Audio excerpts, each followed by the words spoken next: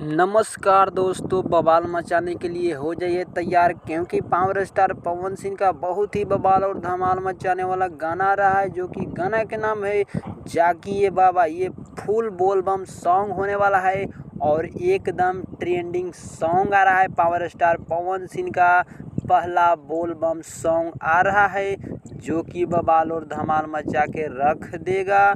और गाना को गाए हैं पावर स्टार पवन सिंह और शिवानी सिंह। गाना को लिखे हैं रोशन सिंह विश्वास और संगीत दिए हैं सरगम आकाश। तो इतना बवाल और धमाल मचाने वाला सावन का ये बोलबम सॉन्ग है, क्योंकि पहला गाना है पावर स्टार पवन सिंह का। तो बहुत ही लोक झोंक वाला ये बोलबम सॉन्ग है और बहुत दिन के बाद, बहुत इंतज़ार करने के बाद पावर स्टार पवन सिंह का गाना आ रहा है। आज 6 बजे आ रहा है, बवाल धमाल मचा के रख देने वाला गाना।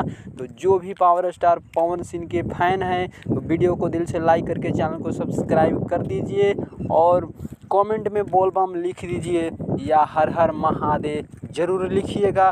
तो चलिए बताते हैं, ये गाना आया है JP स्टार पिक्चर भोजपुरी के यूट्यूब चैनल से और गाना बवाल धमाल मचाना स्टार्ट कर दिया है। जा करके देखिए, सगरो यही गाना बज रहा है पावर स्टार पवन सिंह का, जागिए बाबा।